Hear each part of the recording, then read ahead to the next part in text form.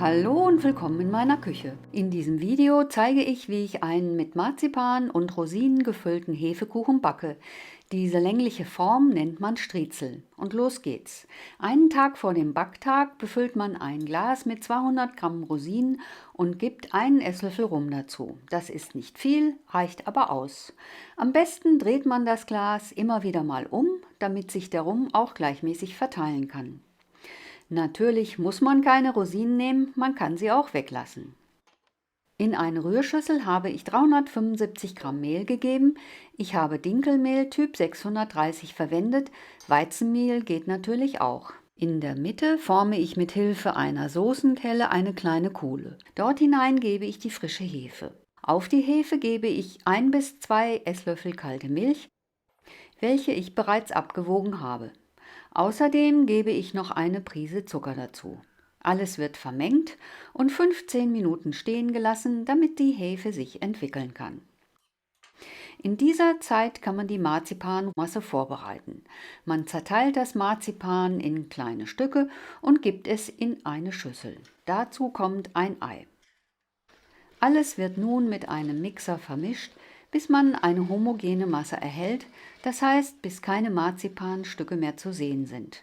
Man sollte aber besser einen Blitzhacker oder Universalzerkleinerer nehmen, der Mixer war nicht sehr praktisch. Bis zum Gebrauch kommt die Masse in den Kühlschrank. Mittlerweile wirft der Hefeansatz kleine Blasen und wartet nur darauf, dass es weitergeht.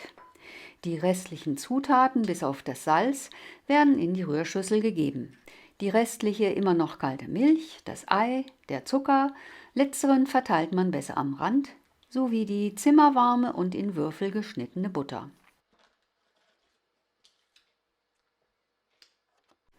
Die Schüssel wird eingespannt und das Salz wird direkt nach dem Start in die Mischung gegeben.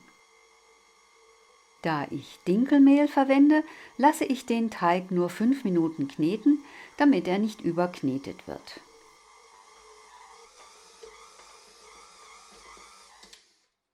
Nach dieser Zeit nehme ich ihn aus der Schüssel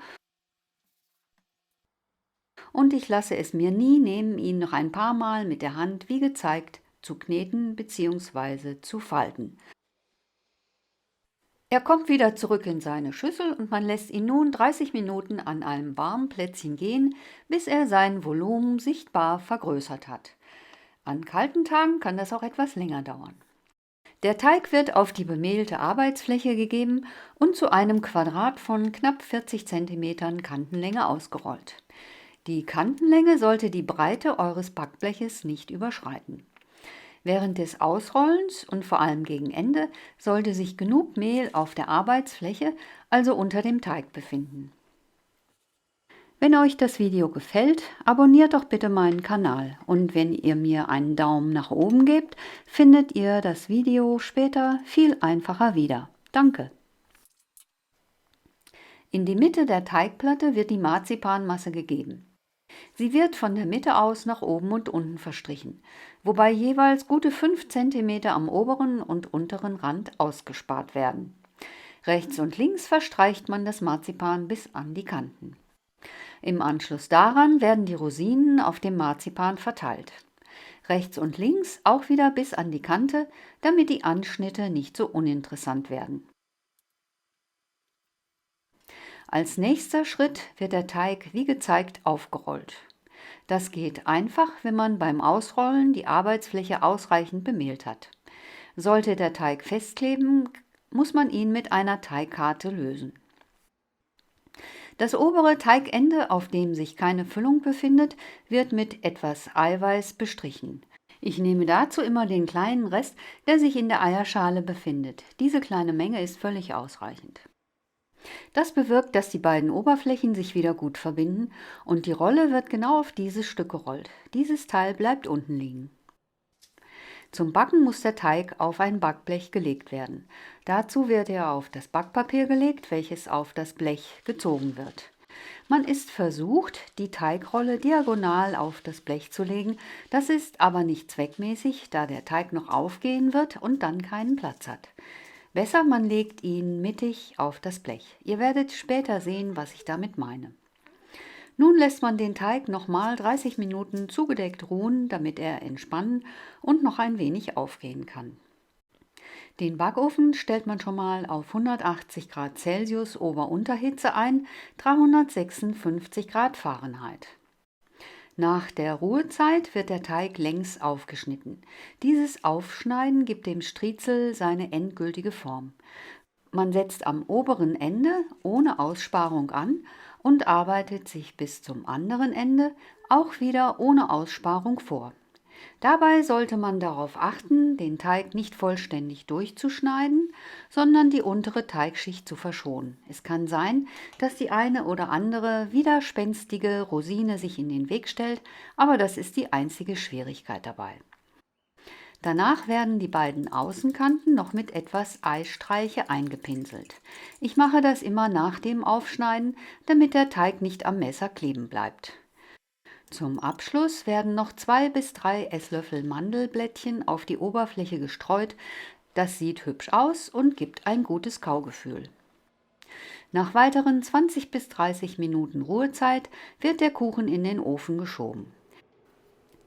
Die Backzeit betrug bei meinem Ofen 25 Minuten bei 180 Grad Ober-Unterhitze. Das kann ofenbedingt natürlich variieren, also passt diese Zeit eventuell an.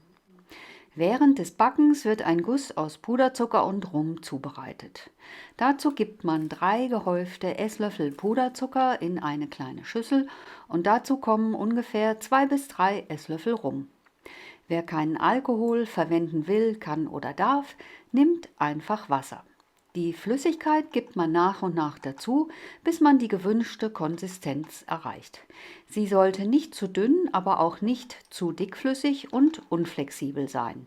Tada! So sieht das Striezel nach dem Backen aus.